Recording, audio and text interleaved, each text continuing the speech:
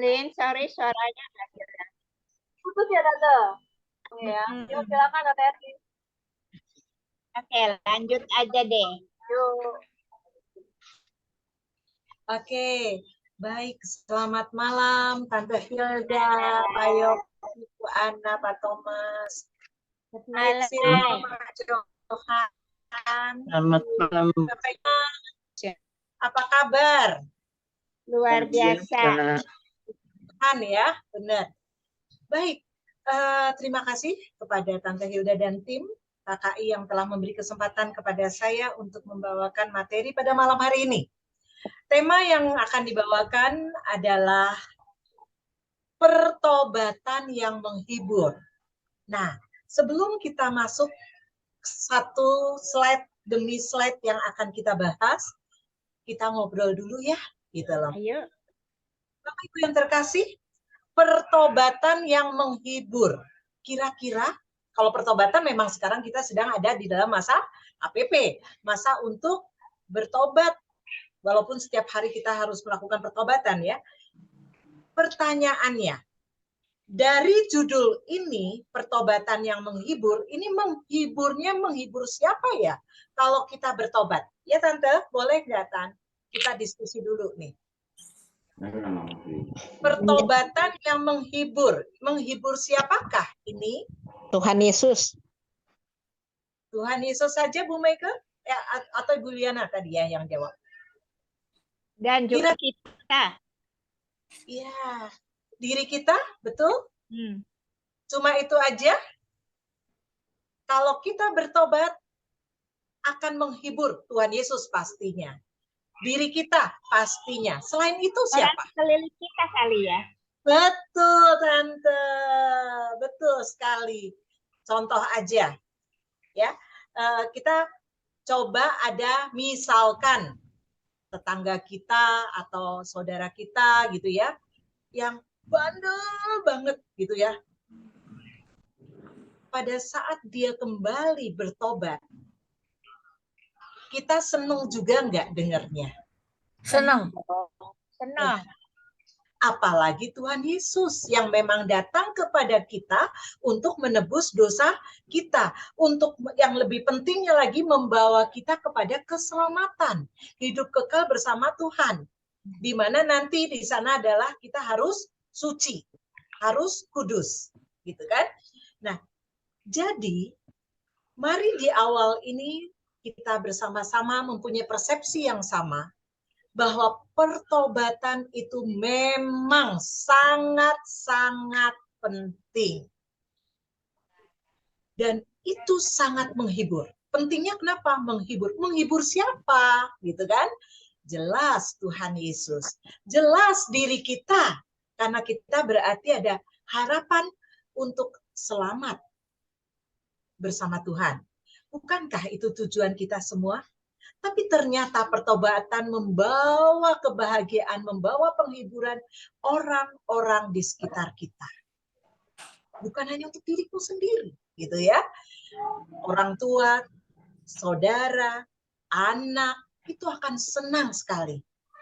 Teman, tetangga, coba kita bayangkan sebaliknya. Kalau kita dengar saudara atau kenalan kita, dia sekarang narkoba loh.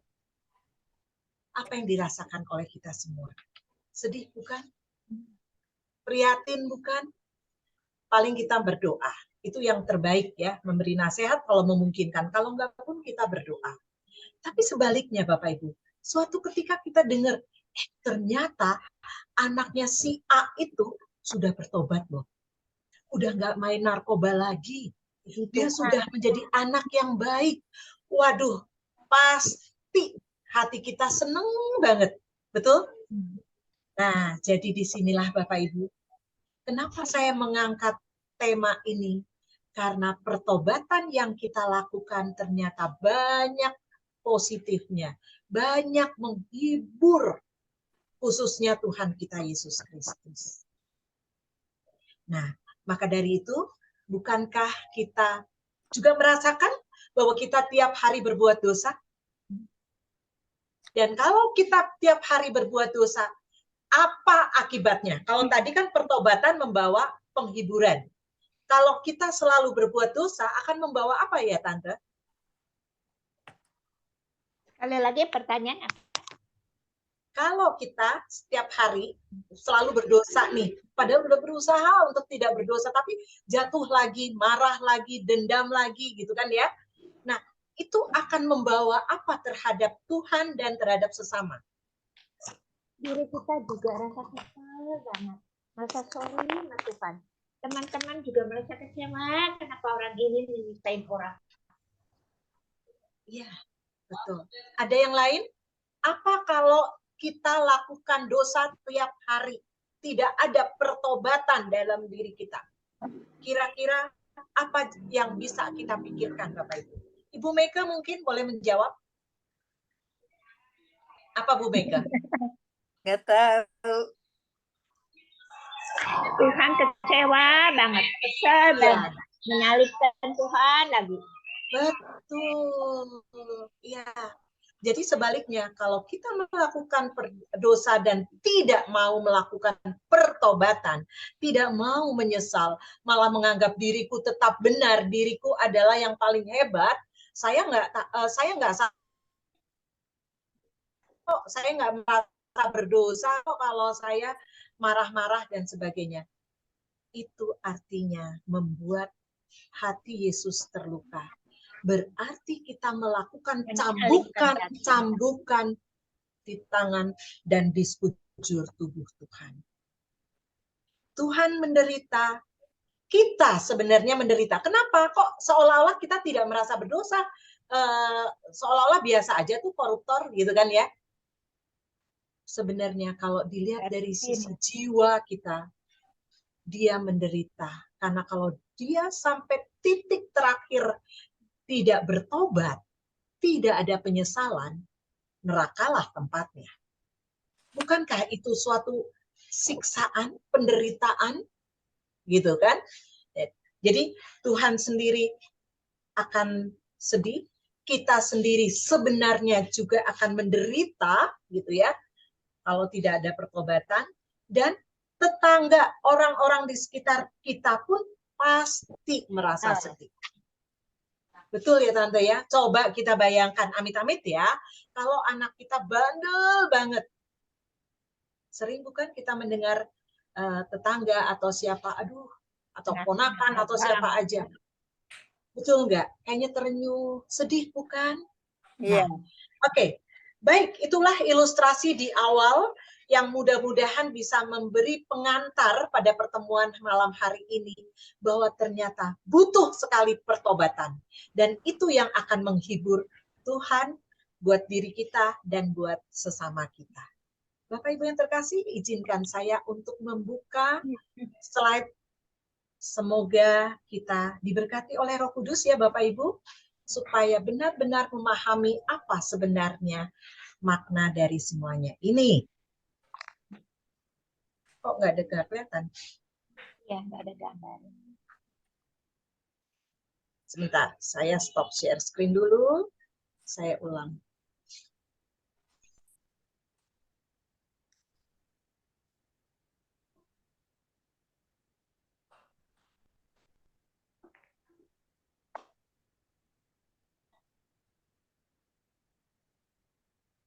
Mohon maaf, sebentar Bapak Ibu. Kok apa-apa? Sebentar.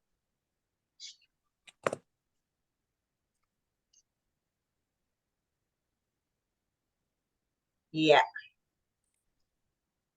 Baik. Saya akan masuk lagi ke sini dan share screen.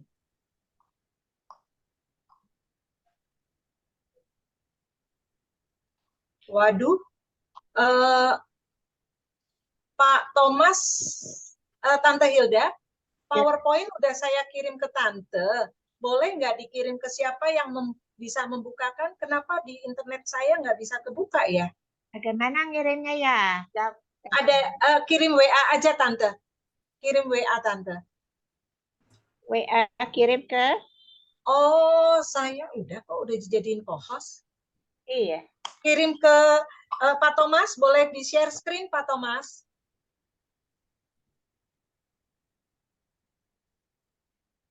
Udah jadi co-host kok, Tante Eti.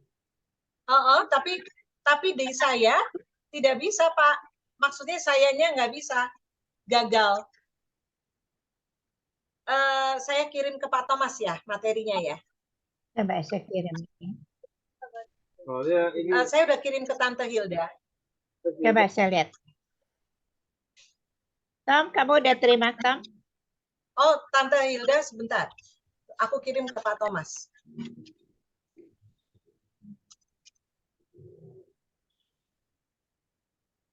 Ya. Sudah Pak Thomas, sudah saya kirim. Boleh dibuka kok, tolong minta tolong Pak. bentar ya Tante ya, soalnya ini emergency lagi, sinyalnya juga lagi kurang bagus. Saya pakai laptop soalnya nih. Oh gitu. Iya. Atau ada siapa ya? Susilo, Saya lagi. ada Bernard nggak ini, Susilo? saya Bisa coba, minta tolong di share screen nggak ya lo? Bisa coba dia, coba ya, coba. Coba saya panggilkan dulu ya. Ya.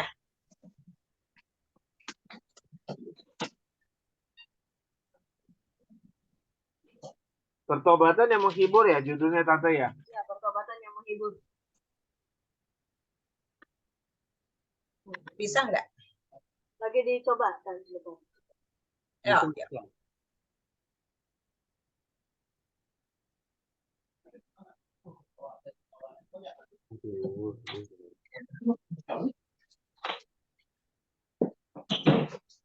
Bentar ya Tan. Yuk, nggak apa-apa Tante. Pak Thomas. Soalnya ini lagi emergency mendadak. Bentar.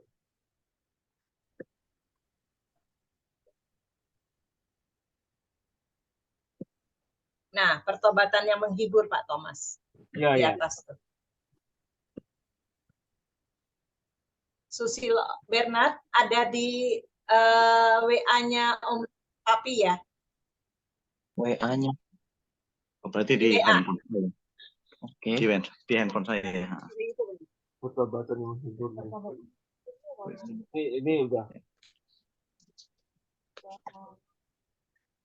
Oh, saya bisa nih, udah bisa. Saya udah bisa. Bisa. Udah bisa kelihatan ya Tante? Kelihatan. Pertobatan yang menghibur. Dari Thomas. Kelihatan. Oke, Kelihatan ya, jelas. ya. Thank you. Yuk, udah kelihatan. Baik. Terima kasih Pak Thomas, terima kasih Susilo, nggak perlu, saya sudah bisa Saya belum buka. keluar lagi. Coba Ya. Tante. Belum kelihatan. 2000, sekitar 2000 tahun yang lalu. Di dalam Injil Matius bab 26 kita lihat Yesus ada di Taman Getsemani. Sebentar lagi kita akan memperingati Kamis Putih, bukan? Di situ kita bisa baca, apalagi dari buku Anna Emmerich, Duka Cita Sengsara Yesus, secara detail kita bisa melihat bahwa Yesus yang 100% manusia, 100% Allah, dia tahu bahwa dia harus menanggung dosa manusia, sehingga dari awal, dari Adam dan Hawa, sampai saat itu, dan saat sekarang juga sampai akhir zaman. Kenapa? Karena setiap saat manusia berbuat dosa. Maka melihat kenyataan, melihat apa yang akan dia tanggung, bukan hanya keringat biasa yang keluar Bapak Ibu, tapi keringat darah yang menetes di bulir-bulir badannya. Kalau kita kecapean lari-lari yang keluar keringat biasa, ya kan? Tapi karena ini saking luar biasa bebannya, maka pecahlah pembuluh-pembuluh darah sehingga yang keluar adalah keringat darah. Bapak Ibu, kita hayati sebegitu menderitanya Yesus. Dan lihat, di dalam film The Passion kita tahu bahwa diilustrasikan di dalam film itu Yesus menderita berapa ribu cambukan yang dilakukan oleh para algojo. Pernahkah kita memikirkan, pernahkah kita merenungkan bahwa apakah algojo-algojo ini hanya stop, hanya cerita 2000 tahunan yang lalu? Dan tidak terjadi saat ini? Ternyata Bapak Ibu, kalau kita berbuat dosa, dan memang iya kan, kita selalu berbuat dosa setiap hari. Kalau kita tidak berusaha untuk berbuat baik, mengikuti kehendaknya, walaupun belum bisa 100% kita tidak berbuat dosa ya, tapi setidak-tidaknya terjadi proses pengurangan akan berbuat dosa, berarti algojo itu adalah kita. Kenapa? Kan aku nggak jadi algojo, begitu misalkan ya. Bapak Ibu, kita yang jadi algojo. Tadi dikatakan Yesus menanggung dosa dari awal hingga akhir. Dan kita hidup saat ini, kalau kita melakukan cambukan, kalau kita berbuat dosa, berarti sadarilah bahwa kita juga melakukan cambukan kepada tubuh Yesus. Lihat wajah Yesus yang sudah penuh dengan darah, badannya sudah penuh dengan cambukan-cambukan. Masih tegakah kita membuat cambukan itu karena dosa yang kita lakukan? Berapa miliar orang di dunia ini, semuanya setiap hari membuat cambukan. Betapa pedih. Kita kena sedikit aja, udah terasa sakitnya setengah mati, bukan Bapak Ibu? Kenapa? Kenapa kita masih berbuat dosa terus dan terus? Dan yang paling menyedihkan, nanti kita bisa bahas di BHF, Yesus mengatakan sangat menjijikkan kalau dosa sekecil apapun yang kita buat. Ya, lihat Bapak Ibu, dia harus memanggul salib, memanggul beban kita. Masih tegakah? Dan kita adalah salah satu, ini lihat muka bengis daripada si algojo. Dan kita, kalau kita tidak mau bertobat, kita terus melakukan kesalahan-kesalahan, berarti kita juga memberikan beban di dalam kayu salib ini, menjadikan beban Yesus semakin berat. Tapi kalau kita sudah bisa mengurangi yang tadinya mungkin 10, nih hanya angka kira-kira aja loh ya, hanya untuk memberikan contoh. Mari kita sadari bahwa 10 cambukan setiap hari yang kita lakukan karena kita berbuat dosa, itu sudah menyalah, sudah membuat sakit. Itu baru kita loh. Kalau kita punya suami, anak, istri, cucu, menantu, saudara, berapa cambukan yang dilakukan Bapak Ibu? Masihkah kita tidak sadar untuk mari kita bertobat? Masih puaskah kita untuk menyiksa sampai akhirnya Yesus wafat di kayu salib dan memancarkan apa pada saat ditombak? Memancarkan memancarkan Darah lambungnya keluar darah dan air. Bapak Ibu, di titik-titik sakratul maut dia, di titik-titik sebelum dia wafat, Yesus masih mengasihi kita. Itulah kasih yang Maha Rahim.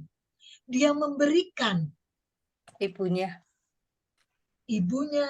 muridnya, dan kita sebagai muridnya, ya kan? Sebagai murid yang dikasih, masih tegakah kita? Masih mau mencambuk, masih mau meludahi, masih mau menjambak rambutnya, masih meludahi mukanya. Bapak Ibu, Yesus telah habis-habiskan secara manusiawinya untuk berkorban buat kita. Mana pengorbanan kita untuk tidak berbuat dosa, memperbaiki hidup kita? Satu saja. Kalau misalkan tadi 10, mari kita berusaha untuk mengurangi menjadi 9 misalkan gitu ya. Bapak Ibu yang terkasih, lihatlah wajahnya. Lihat wajah Yesus. Mata yang sendu, tapi penuh kasih kepada kita. Darah yang mengalir siksaan-siksaan bukan karena algojo semata. Sekarang, masih tegakah kita memahkotai Yesus dengan duri-duri? Sehingga mengucur kembali darah-darah di antara pelipis. Dan kita tahu, kalau pelipis kena sedikit aja, sakitnya setengah mati. Mari Bapak Ibu, pandangi wajah mata Yesus yang terus mengasihi kita walaupun kita berdosa. Tapi maksudnya Tuhan, perbaikilah hidup.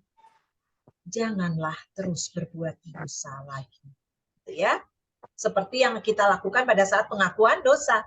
Aku berjanji dengan pertolongan rahmat-Mu hendak memperbaiki hidupku dan tidak akan berbuat dosa lagi. Walaupun pastinya kita akan berbuat dosa. Tapi mana usaha kita, kesetiaan kita, ketaatan kita untuk memperbaiki. Ya, justru kita lihat Bapak Ibu, kalau kita lihat di sini saat ini kita hidup. Tanggal 13 Maret 2023, berapa miliar orang di dunia ini? Gak usah jauh-jauh, hari ini dari pagi hingga malam ini, berapa banyak dosa yang kita lakukan. Dan dosa apa aja itu? Tolong nanti direnungkan. Berarti kalau itu dosa itu satu cambukan, berapa cambukan yang kita sudah lakukan kepada Tuhan? Bapak Ibu, dosa dari manusia awal saat ini dan ternyata sampai akhir zaman. Hidup terus berlangsung, bukan Bapak Ibu? Contoh saya punya cucu, nanti cucu besar berkeluarga, punya cucu lagi, punya anak lagi. Berarti sampai nggak tahu kapan akhir zaman tiba, jumlah manusia makin banyak. Dan kalau tidak kita mulai dari kita sendiri untuk bertobat, mengurangi, mencoba membersihkan diri melalui pertobatan. Betapa sengsaranya Tuhan. Oke? Tapi dikatakan, tadi sudah disebut bahwa pertobatan akan membawa penghiburan. Yesus mengatakan dia terhibur karena pertobatan. Pertobatan kita. Ya kan? Nah, dikatakan juga di situ, dia merasa terhibur karena dari dulu pun, bukan hanya yang jahat-jahat, betul? Dulu juga banyak santo-santa. Santo Agustinus, Sisilia, Santa Agnes. Wah, banyak lah ya yang diangkat oleh gereja secara resmi sebagai santo santa. Karena dia hidup kudus. Jadi dari dulu hingga saat ini, dan sampai akhir zaman pun Tuhan sudah bisa melihat bahwa nggak hanya orang berbuat dosa, tapi banyak juga orang yang sadar, setia mengikuti kehendak Allah, dan akhirnya dia hidup kudus. Contoh, Paus Yohanes Paulus kedua, Bunda Teresa, dan masih banyak lagi. Jangan sekali-kali kita mengatakan, iya itu kan santo santa, saya mah masih jauh, saya mah memang penuh berdosa. Betul, betul, kita dengan rendah hati memang mengakui, betul ya. Tetapi yang dimaksud Tuhan di sini adalah mari kita mau berproses dan mau diproses oleh Tuhan, oleh tangan kasih Tuhan yang Maha Kudus untuk menjadi lebih baik. Ya. Bukankah kita juga mempunyai tujuan untuk masuk surga, Bapak Ibu? Ya. Nah, untuk mencapai masuk surga, kita harus hidup kudus. Ya enggak? Nah, maka mari mulai hari ini, atau enggak sebelumnya ya, hari ini dan yang akan datang, konsepnya satu. Kita mau bertobat. Oke. Bapak Ibu, kita baca yuk di BHF 1728 karena kita semua devosan kerahiman. Ternyata Tuhan Yesus sendiri mengatakan seperti ini Bapak Ibu kepada Faustina ya. Suruh ditulis. Apa yang dikatakan?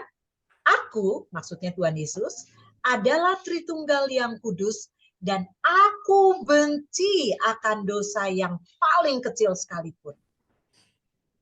Bapak Ibu, Yesus mengatakan, aku benci akan dosa yang paling kecil sekalipun.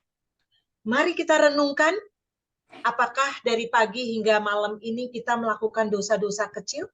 Mungkin loh ya, ini mungkin, mudah-mudahan dosa besar contohnya selingkuh atau membunuh, mungkin kita enggak ya, mungkin mudah-mudahan. Tapi dosa-dosa kecil, berbohonglah, marah-marah yang membuat orang-orang di sekitar kita menjadi enggak nyaman. Kita lakukan bukan?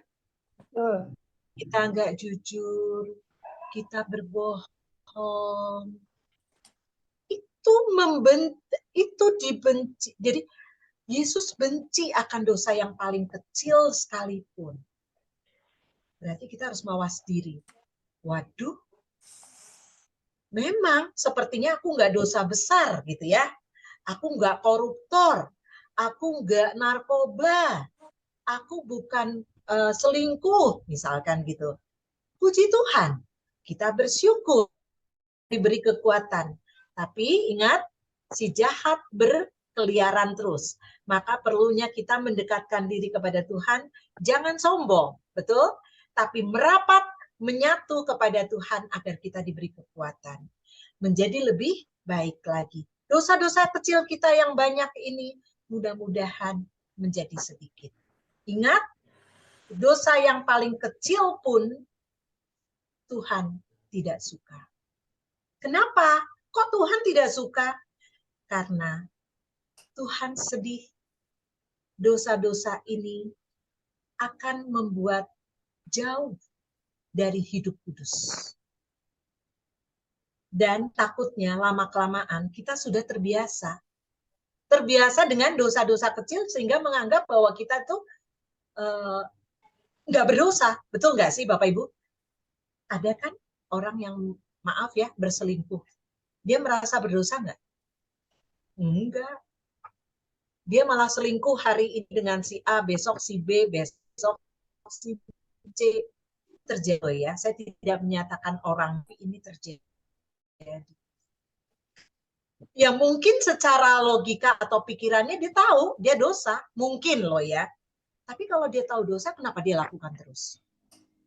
Malah dia happy. Nah, Bapak Ibu, jangan sampai kita melakukan hal-hal dosa kecil pun tidak merasa berdosa. Takutnya lama-lama menjadi besar. Ngebohongin anak atau ngebohongin istri atau suami, bohong kecil nggak apa-apa deh, gitu kan?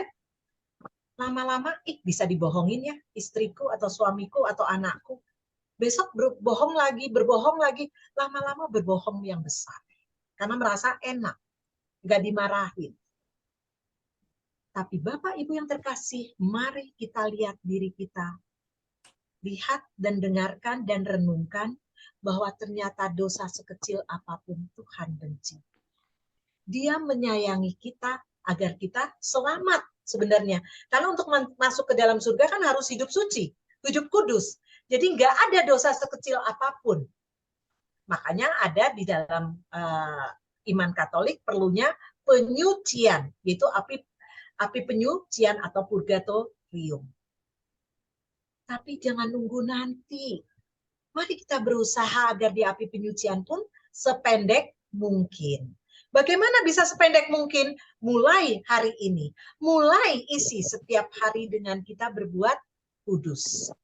Mengasihi, melayani, mencintai, menyayangi dengan tulus. Ingat, perlu pengorbanan. Seperti Yesus sudah memberi contoh melakukan pengorbanan. Walaupun kita nggak bisa disamakan sampai seperti Yesus sudah pasti ya, tapi mari kita berbuat kebaikan sedikit demi sedikit. Ciptakan kita niat baik apa hari ini, ya. Bapak Ibu kita lanjut. Aku tidak dapat mengasihi sesuatu jiwa yang ternoda oleh dosa. Tapi ketika ia menyesal, kemurahanku terhadapnya tidak terbatas. Bapak Ibu, siapa yang berbicara seperti ini? Siapa yang berjanji? Yesus sendiri. Yesus sendiri mengatakan, dan ini dicatat di dalam buku Faustina. Dia tidak mengasihi yang ternoda sedikit pun. Tapi asalkan dia menyesal, dia bertobat, tidak akan berbuat dosa lagi, maka rahmatku yang tidak bahkan. Luar biasa Bapak Ibu, itulah kerahiman Allah. Kerahimanku merengkuh dan menyelamatkan. Jadi poinnya di sini apa dari BHF 1728? Kita harus mau bertobat, menyesal, kembali kepada Tuhan. Maka saya ilustrasi, ingat ya Bapak Ibu ya, gambar yang di kiri. Berbaliklah, U-turn. Bapak Ibu, kalau kita pergi ke suatu tempat, misalkan saya mau ke rumahnya Ibu Linda, saya nggak tahu tepatnya, saya pasti pakai Google Map gitu ya. Nah, nggak taunya saya salah, mestinya ke kanan, saya lurus, misalkan gitu. Pasti Google Map akan mengatakan, putar 100 meter di depan ada puteran, ayo belok, belok, belok. Betul? Berulang-ulang dia akan ngomong. Google Map akan mengarahkan kita ke jalan yang dituju. Google Map aja, alat teknologi aja bisa seperti itu. Mengarahkan kita ke tempat tujuan. Contohnya ke tempat Bu Linda. Apalagi Tuhan Yesus. Betul kan Bapak Ibu? Ingat setiap kali kita di jalan kita lihat tanda U-turn, mudah-mudahan mengingatkan kita pada malam hari ini, pengajaran pada malam hari, bahwa Yesus minta kita berbaliklah. U-turn. Kenapa? Karena biasa setiap hari kita berbuat dosa, bukan? Sekecil apapun, bukan? Tuhan ingin kita bersih. Pertobatan menyesal. Terjadi kalau berbaliklah kepada Tuhan. Ya, ingat Bapak Ibu gambar ini? Tolong ya. Mari kita sama-sama saling mendoakan. Saya juga minta didoakan Bapak Ibu juga kita saling mendoakan. Karena kita tidak luput dari dosa, kita sadari itu. Tapi Tuhan yang Maha Rahim menawarkan jalan keluarnya, yaitu apa? Berbaliklah, kembalilah ke aku, ke sumber kerahiman. Ya, bagaimana Bapak Ibu yang dikatakan di dalam kitab suci? Di dalam Injil Lukas 15 ayat 20, Ibu Bapak pasti sudah mengenal bacaan ini, yaitu si sulung dan si bungsu. Betul? Jadi saya hanya sekilas mengatakan di sini bahwa dikatakan maka bangkitlah si bungsu tadi, maksudnya bangkitlah ia dan pergi kepada bapaknya. Ketika ia masih jauh, ayahnya telah melihatnya. Lalu tergeraklah hatinya oleh belas kasihan. Sama Allah Bapa pun sumber belas kasih. Pasti dia akan memberikan itu. Yang penting apa Bapak Ibu? Bangkit dan pergi kepada Bapa.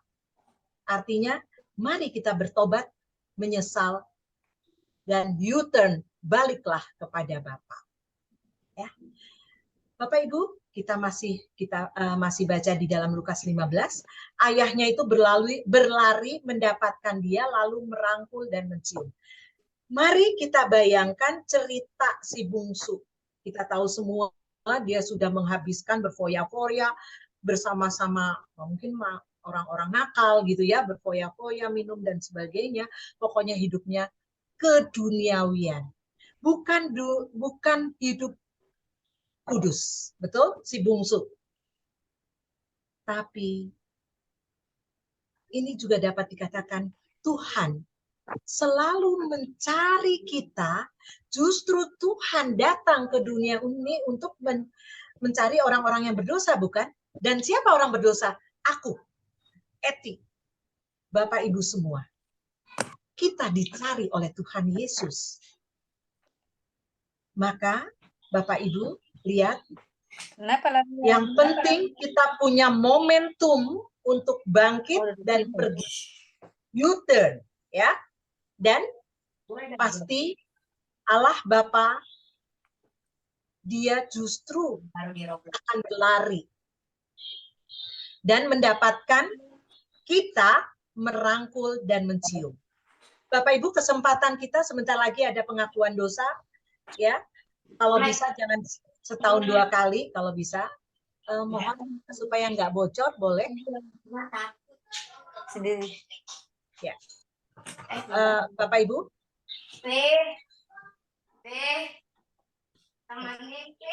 Bapak Ibu, di sini beda banget yang diceritakan di dalam Lukas. Ayahnya begitu Maha Rahim, ngelihat anaknya datang, si bungsu datang, justru dia menjemput, berlari mendapatkan dia dan apa? Merangkul serta mencium. Ya, perhatikan. Dia tidak marah. Yang marah memang kakaknya, gitu ya. Ibu Mega, apakah boleh di unmute? Makasih Bu Mega. Nah, Bapak Ibu sekali ya, kalau kita lihat ilustrasi dalam kehidupan kita sehari-hari. Misalkan kita sebagai ayah, ayo, kalau bukan kita, lihat aja orang lain. Yang sebagai ayah atau sebagai ibu aja, orang tua. Kita sering ngeluh kalau anak kita nakal, amit-amit. Suruh sekolah, nggak sekolah, malah keluyuran. Misalkan gitu ya. Suruh belajar, malah main, malah ke dugem, misalkan. Pulangnya besok pagi. Nggak sekolah lagi. Coba bayangkan ini suka terjadi, bukan? Mudah-mudahan bukan di keluarga kita ya Bapak Ibu ya. Tapi kita mendengar cerita ini sudah banyak yang terjadi. Tapi apa yang terjadi Bapak Ibu? Orang tuanya kalau melihat anaknya seperti itu, apakah dia merangkul dan dia mencium anak itu setelah anaknya balik? Ayo, Bapak Ibu, anaknya subuh-subuh baru balik nih. Ngomel. Ngomel. Apakah cukup dengan ngomel? Setrap. Tidak. Pakai apa? Gebukan. Ya enggak? Pakai kayu. Dihajar. Dihajar habis-habisan. Bagaimana dia mau datang lagi? Lebih baik dia, jadi seolah-olah di rumah kayak neraka hidup, neraka di duniawi. Mendingan dia main, enjoy hidup keduniawian, kebahagiaan semu, bersama teman-teman yang narkoba lah, yang ini. Betul Bapak Ibu? Kita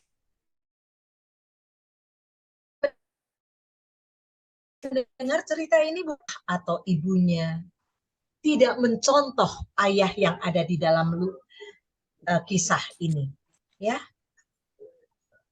Dia bukannya menyambut, merangkul, mencium, malah diberikan pesta, diberikan baju, betul nggak? Pasti langkah pertama ngomel, gebuk, sampai akhirnya luka batin. Lukalah si anak ini. Jadi terjadi apa Bapak Ibu? Seperti bola salju, makin lama makin gede, atau benang makin kusut. Betul nggak? Saling menyalahkan. Ya anak sih yang nggak begini, anaknya menyalahkan, keluarganya nggak menyebalkan di rumah. Gitu. Bapak Ibu yang terkasih, mudah-mudahan permenungan dari bacaan 15:20 dan BHF 17:28 membuat kita sadar. Seandainya bukan di dalam keluarga kita, tapi kita melihat, mari kita beri nasihat. Lukas 15 ayat 20. Dengan hati dia menyelesaikan masalah. Dengan merangkul, dengan mencium, dengan memberikan hati. Maka anak tadi, si bungsu tadi, yang tidak minta menjadi anaknya loh, dia sadar loh, betul nggak?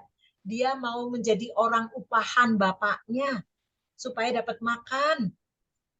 Dia nggak mau menjadi, maksudnya nggak minta haknya lagi, tapi ketika dia bangkit, dia balik, dia U-turn, Ayah yang Maha Rahim yaitu Yesus Kristus, Allah Tritunggal kita, Bapa, Putra, dan Roh Kudus, pastinya dia bukan seperti kita sebagai seorang ayah dan ibu manusiawi yang lemah, betul enggak? Yang penuh dengan emosi. tapi Dia benar-benar Allah yang Maha Rahim. Jadi kuncinya di sini apa Bapak Ibu? Mari kita bangkit, mari kita pergi, kita U-turn.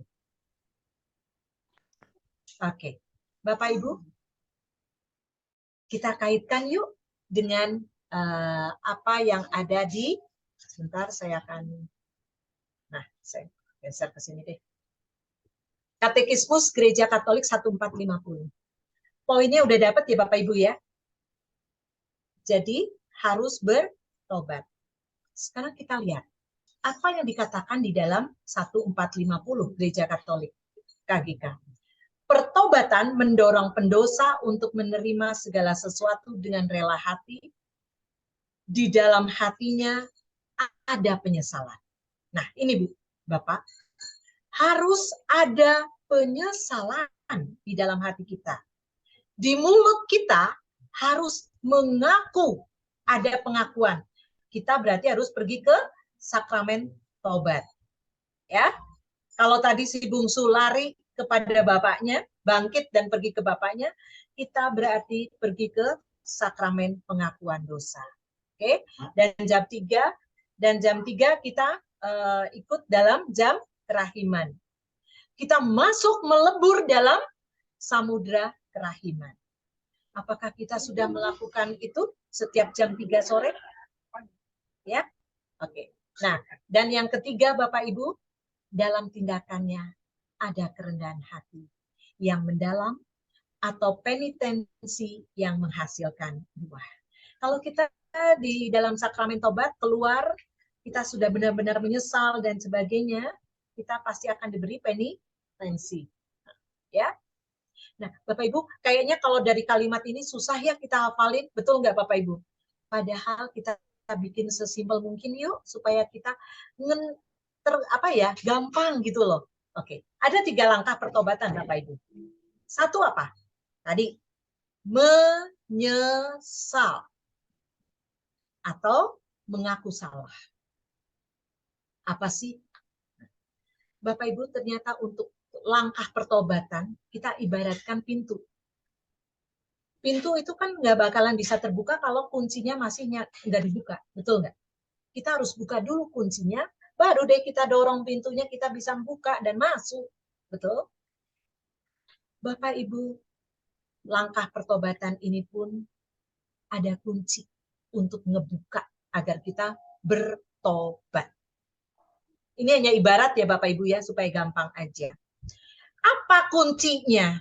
Kunci agar supaya kita bisa bertobat. 1, mengaku salah.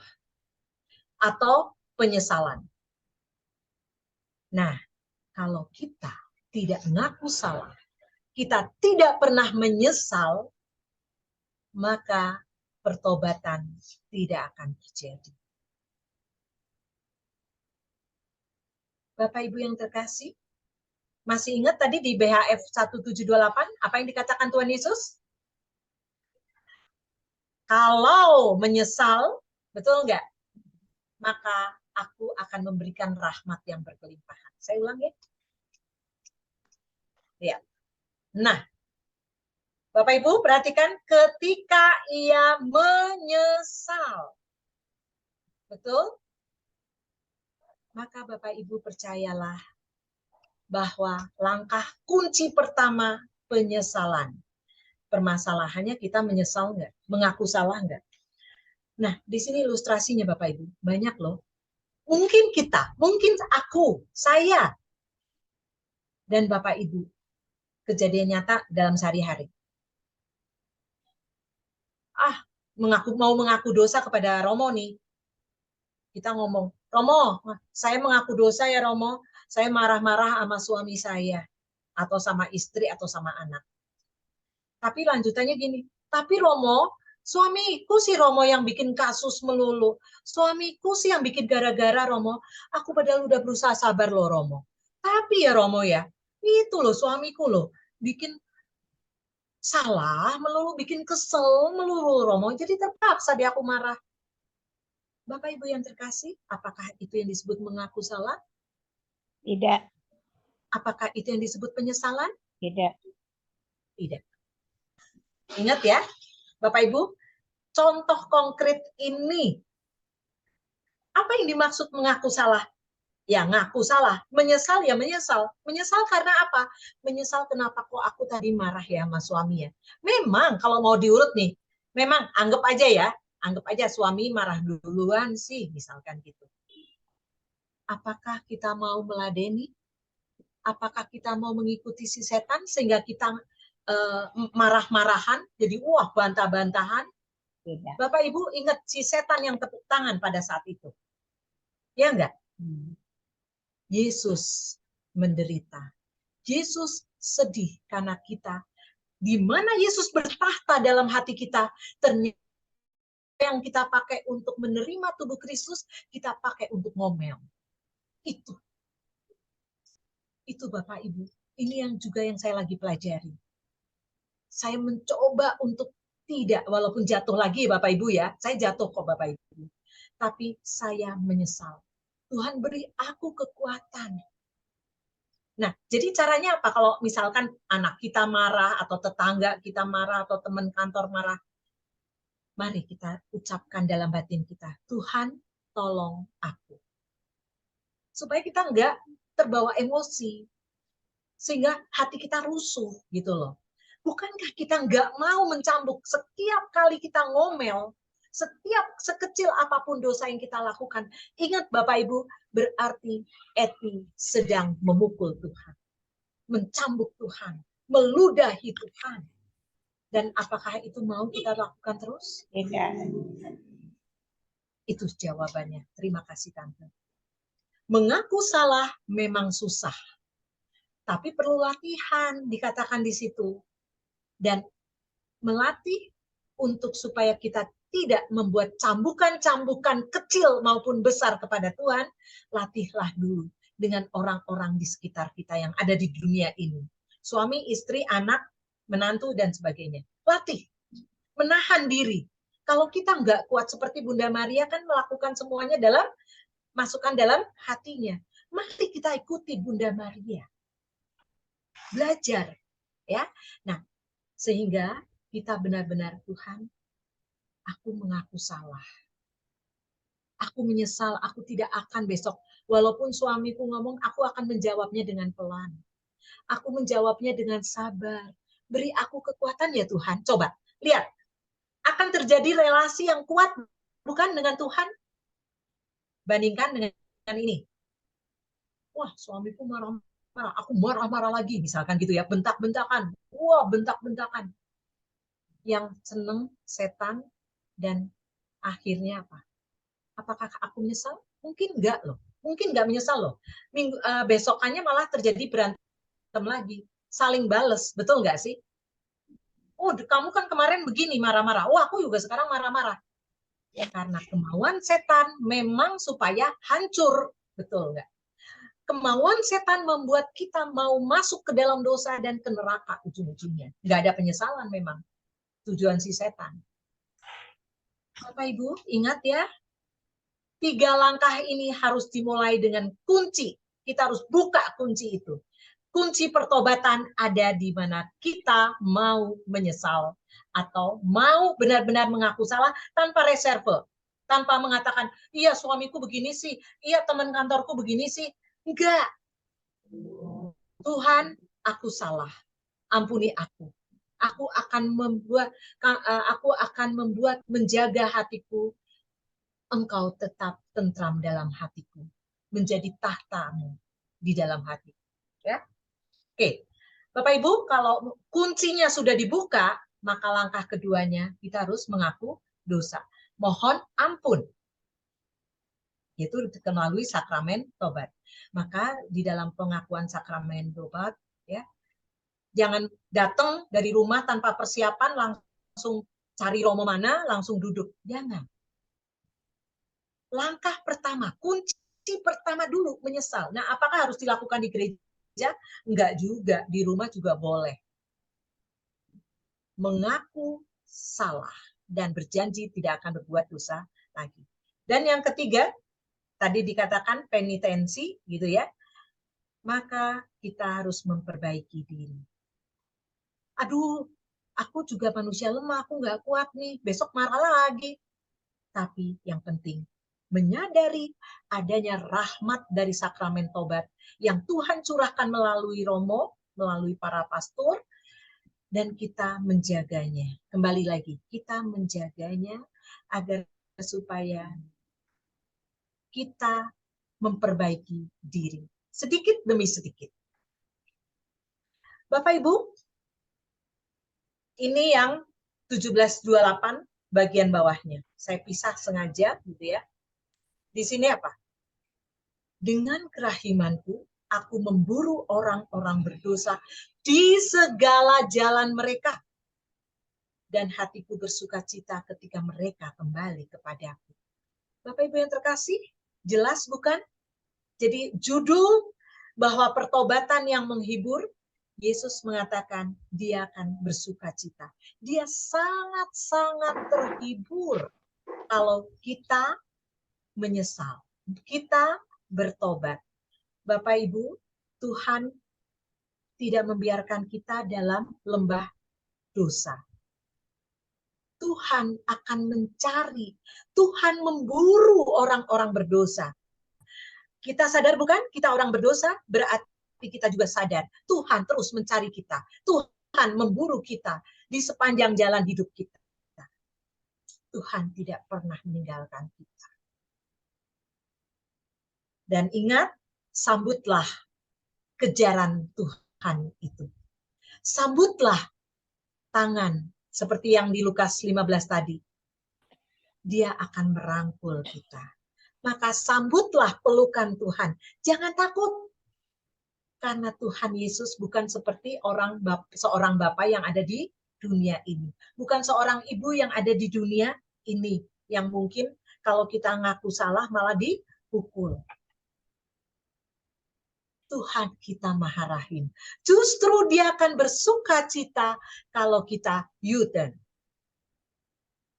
Kalau kita balik kepadanya. Malah akan dipestakan bukan di dalam Lukas 15 tadi, ya kalau kita lihat.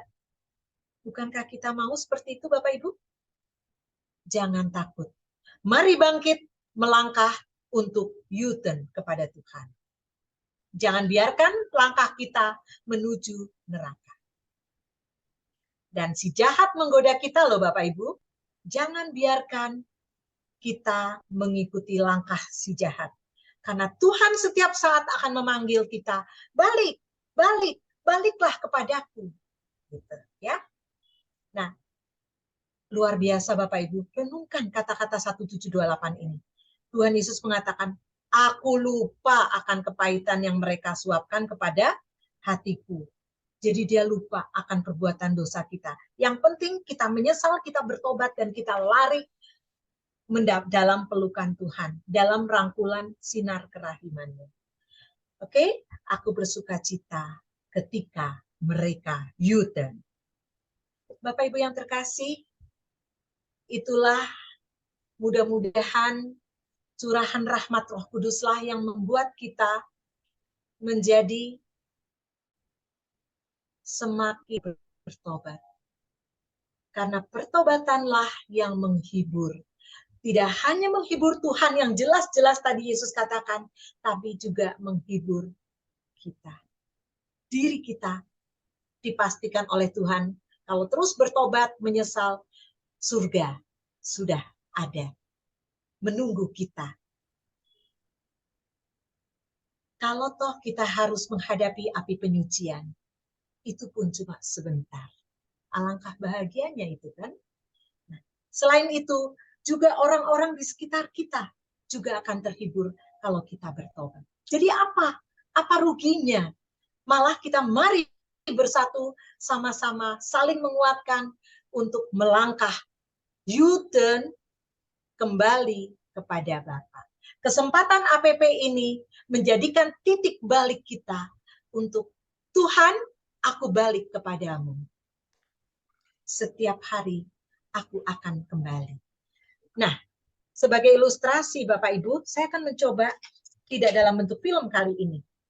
Bapak Ibu, perhatikan baik-baik kalau boleh melihat ke depan sini, ke Zoom. Ini air. Bapak Ibu, kalau kehidupan manusia, tubuh kita aja hampir 70% air, betul nggak? Kita perlu mandi semuanya. Perlu kita air kotor? Oh, enggak. Pasti air bersih. Dan kita mau juga nanti hidup kudus juga, kalau kita ibaratkan bersih. Betul? Seperti air ini. Saya akan ilustrasikan Bapak Ibu. Walaupun kita sudah dibaptis, dosa asal kita sudah dijernihkan lagi. Betul nggak? Tapi ternyata hari demi hari, kalau kita mengisi dengan perbuatan dosa sekecil apapun dan tidak mau mengakui pertobatan, lihat ini si dosa ya, ini saya tulis dosa. 1, marah-marah. 2, apa yo, sebutkan. Tante. Bohong. Bohong, apa lagi? Ayo, Bu Mike. Apa? Kesombongan. Sombong. Apa lagi? Dendam, benci. Mudah-mudahan sih nggak ada ya. Misalkan narkoba, terus selingkuh, misalkan amit-amit ya. Pokoknya nih, bukankah semuanya ini dosa? Lihat Bapak Ibu. Air yang tadi bersih, kita sudah dibaptis berapa tahun yang lalu, kita masing-masing pasti berbeda. Tapi terjadilah dosa tiap hari. Kita lihat ya. Menjadi hitam ataupun merah lah seperti ini. Nyaman nggak? Tidak. Tidak. Kotor. Inilah yang menyebabkan Tuhan sedih. Dan kita sendiri juga nggak suka kok. Emang suka air kotor? Oke. Bapak Ibu, apapun dosa kita, tadi udah dikatakan di 17:28, sekecil apapun dosa kita, yang penting kita balik, U-turn. Tuhan, ini saya gambarkan Yesus ya. Lihat di sini. Tuhan selalu dengan sinar kerahimannya mencari kita di ujung jalan dimanapun juga kita berjalan. Perhatikan Bapak Ibu, Tuhan memanggil kita, Tuhan mencari kita, dan Tuhan curahkan rahmat-Nya kepada kita. Perhatikan tolong, lihat apa yang terjadi? Berubah. Perubahan. Apa yang terjadi? Perubahan. Bening kembali. Iya, lihat. Apa itu? Apa artinya Bapak Ibu? Tuhan datang kepada kita, membersihkan dosa-dosa kita, Betul. bukan? Artinya apa tadi? Campur tangan Tuhan yang membuat kita menjadi kudus kembali. Lihat buktinya tadi menjadi putih lagi. Bapak Ibu yang terkasih, kita mau bukan hidup kita suci? Sehingga kalau kita hidupnya putih seperti ini, suci, berarti layak nggak kita masuk surga? Oh, layak banget. Akan di dalam pelukan Tuhan, akan dicium oleh Tuhan sendiri, oleh Tuhan sendiri, masuk ke dalam surga. Asalkan U-turn.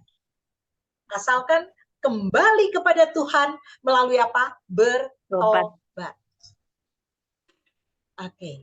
Bapak Ibu yang terkasih, mudah-mudahan ilustrasi ini membuat kita sadar kita mau tetap bersih.